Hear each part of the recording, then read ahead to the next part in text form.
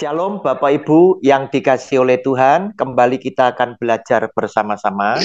Persiapkan Alkitab Bapak Ibu, kita akan merenungkan satu judul, Ia akan memberikan Roh Kudus kepada mereka yang meminta kepadanya.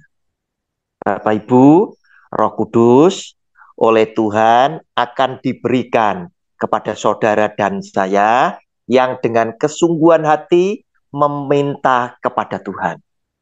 Kita baca lebih dulu pada Lukas pasal yang ke-11 ayat 9 sampai dengan 13. Oleh karena itu aku berkata kepadamu, mintalah maka akan diberikan kepadamu. Carilah maka kamu akan mendapat. Ketuklah maka pintu akan dibukakan bagimu. Karena setiap orang yang meminta, menerima, dan setiap orang yang mencari, mendapat, dan setiap orang yang mengetuk, baginya pintu dibukakan. Bapa manakah di antara kamu, jika anaknya minta ikan daripadanya, akan memberikan ular kepada anaknya, itu ganti ikan.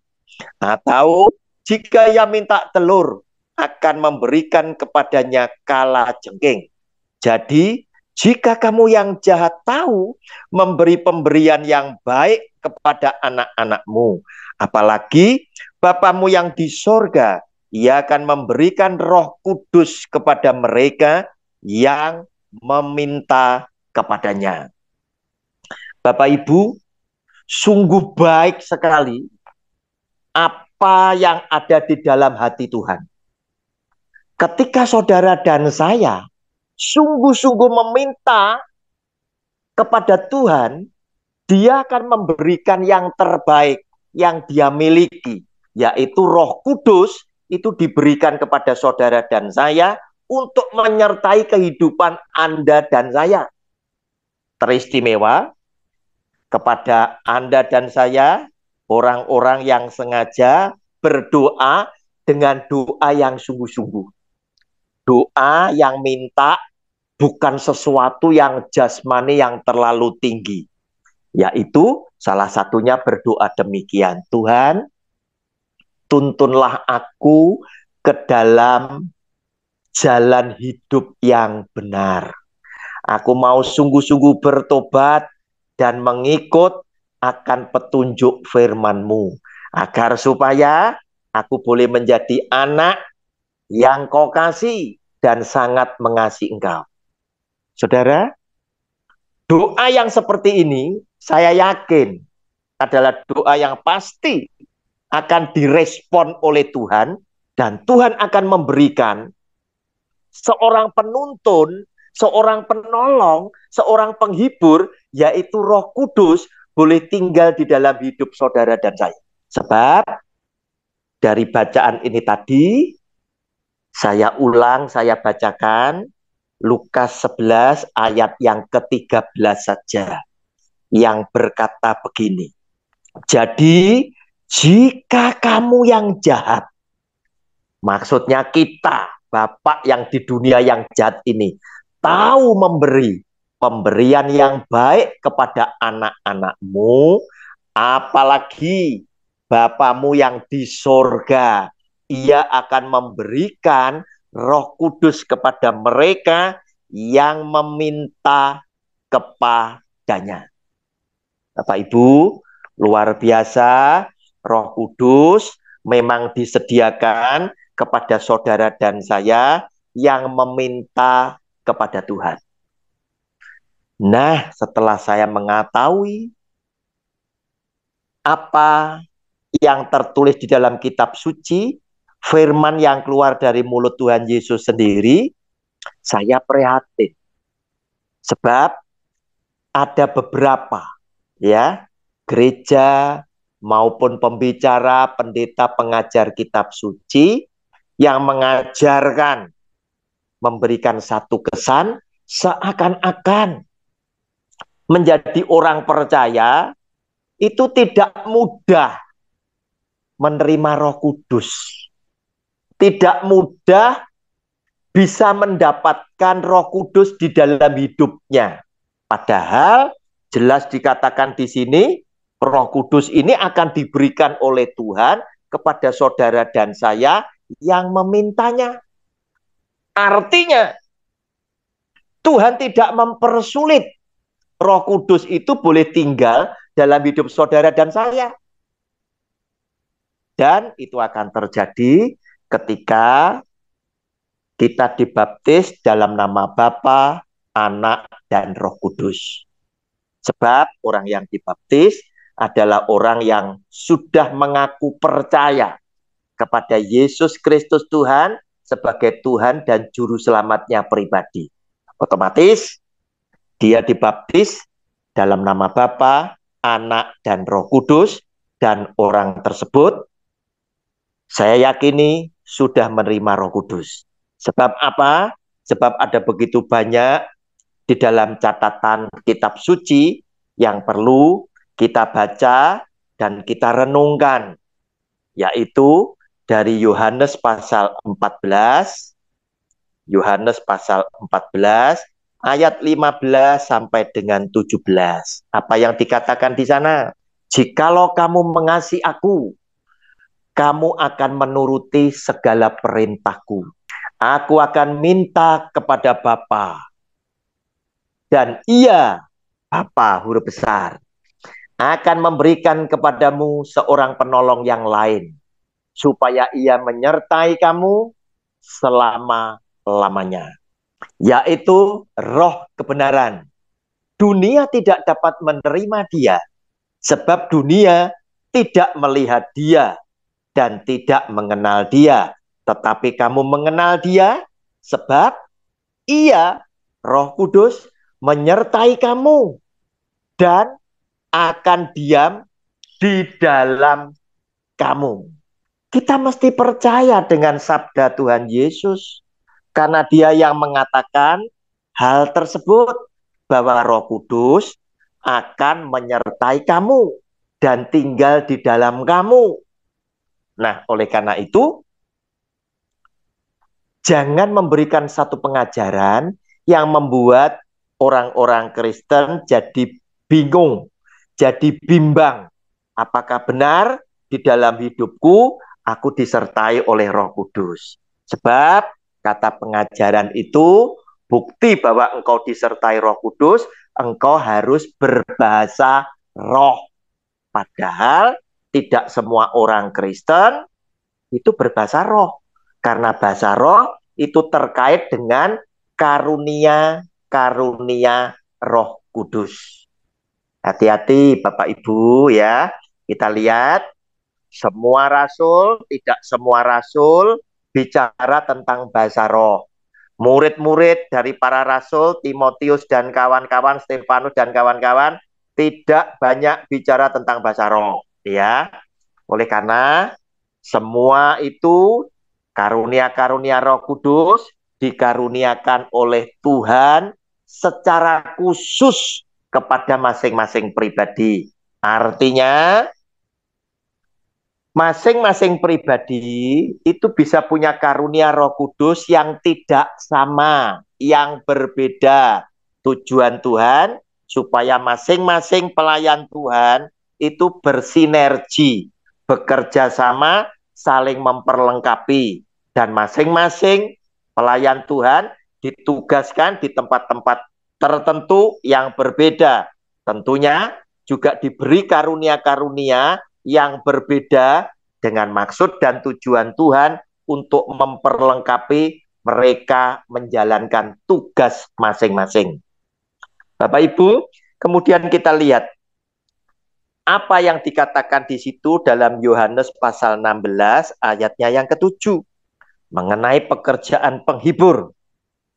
Namun benar yang kukatakan ini kepadamu adalah lebih berguna bagi kamu jika aku pergi. Itu kata Tuhan Yesus ya. Sebab jikalau aku tidak pergi, penghibur itu tidak akan datang kepadamu.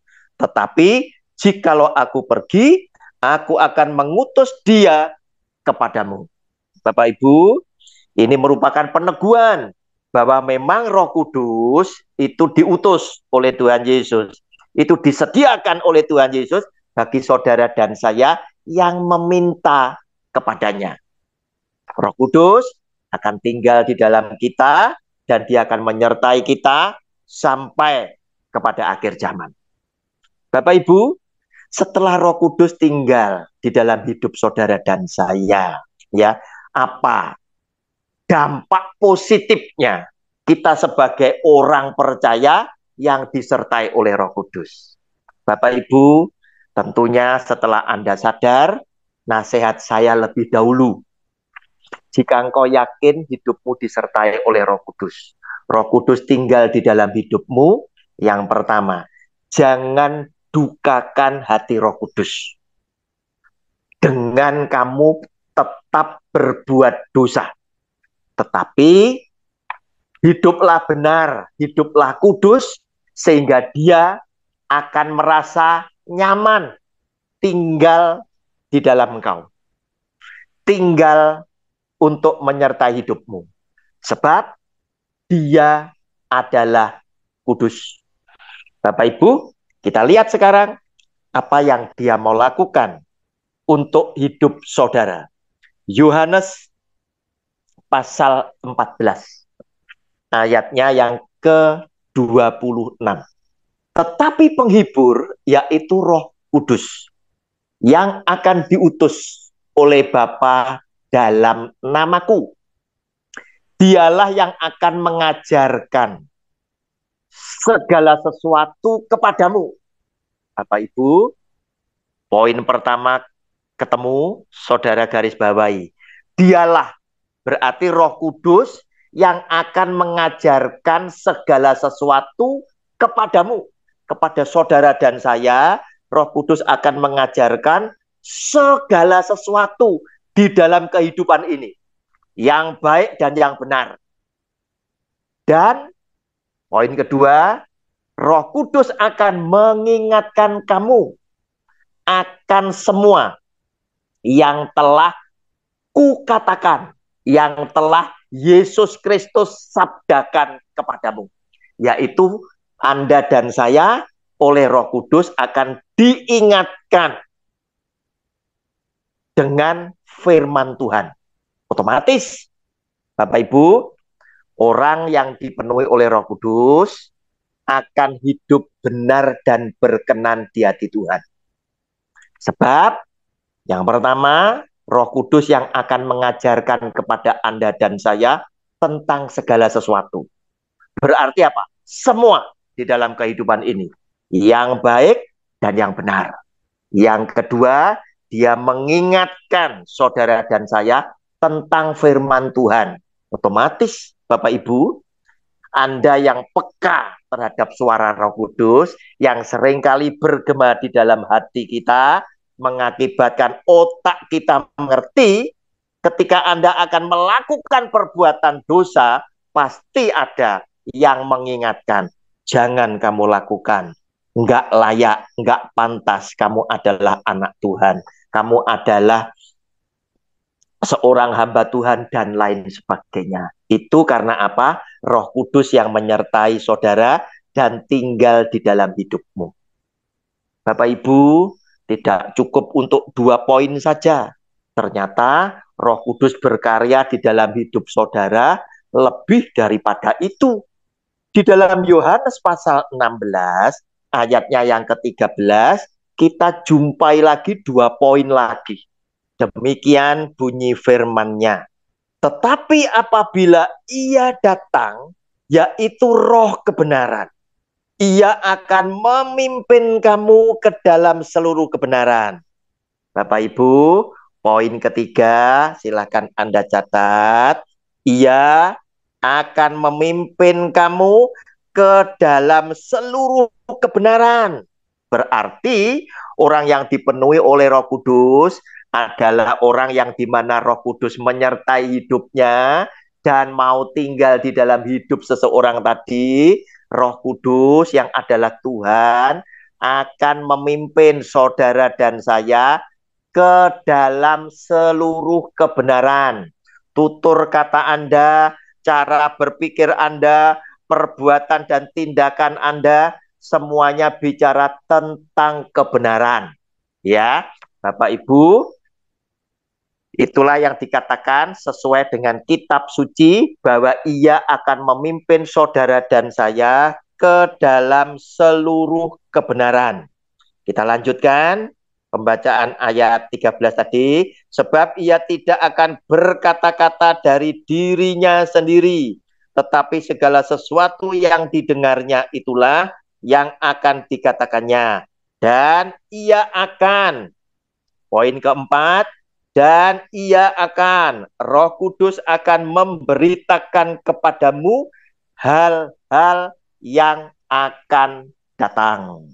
Nah, Bapak Ibu, oleh karena Roh Kudus tinggal di dalam hidup saudara, Roh Kudus berkenan menyertai hidup saudara dan saya, maka orang-orang yang demikian ini tadi punya potensi, ya, punya potensi, tidak semuanya, punya potensi.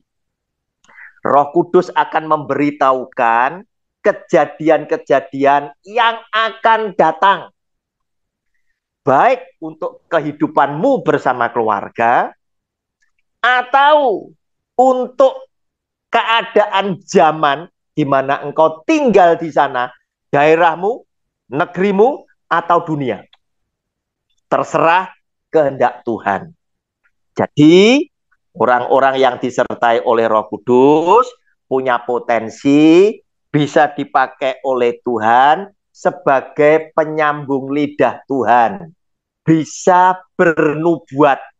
Tetapi ingat, ya, tetapi ingat, nubuat itu pasti akan terjadi sebab orang yang disertai oleh Roh Kudus tadi dikatakan dalam poin 1, 2, 3, 4 Anda temukan akan dipimpin ke dalam seluruh kebenaran, pasti tidak bohong, bukan penipu, bukan orang yang suka berbohong dengan omong kosongnya supaya mencitrakan dirinya seakan-akan dia adalah orang yang dekat dengan Tuhan, tapi nubuatannya tidak pernah terjadi.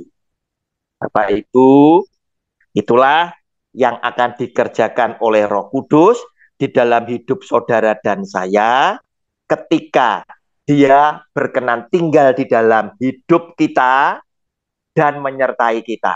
Dia akan berkarya 4 hal ini tadi, yaitu di dalam setiap segi kehidupan kita semuanya. Dan Kisah Rasul pasal 1 ayat yang ke-8 sebagai penutup berkata demikian.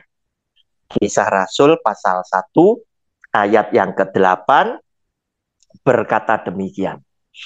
Tetapi kamu akan menerima kuasa kalau Roh Kudus turun ke atas kamu. Bapak Ibu kasih keterangan, kalau Roh Kudus turun ke atas kamu itu artinya jika Roh Kudus itu berkenan tinggal di dalam hidup saudara dan menyertai saudara. Itu artinya kalau Roh Kudus turun ke atas kamu, itu dikasih keterangan. Jika Roh Kudus berkenan tinggal di dalam hidup saudara dan menyertai saudara. Dan kamu akan menjadi saksiku. Nah, Anda akan dijadikan sebagai saksinya di Yerusalem dan di seluruh Yudea dan Samaria dan sampai ke ujung bumi.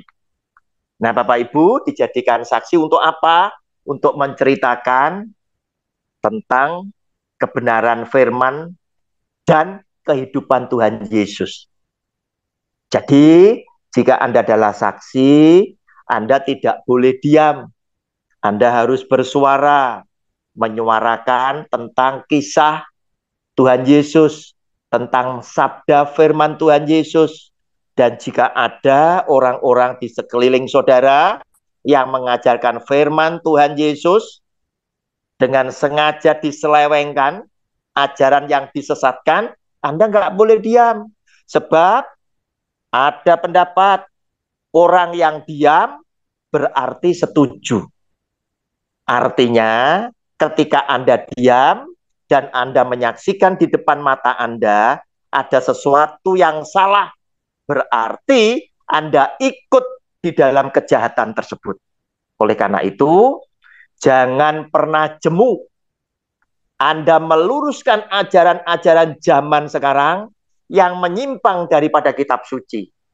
Jika Anda merasa Roh Kudus turun atas hidupmu, maka Anda adalah saksi-saksi Kristus untuk kebenaran dari firman-Nya. Tuhan Yesus memberkati Anda bersama keluarga, sebagaimana Tuhan Yesus sudah memberkati saya bersama dengan keluarga saya. Amin.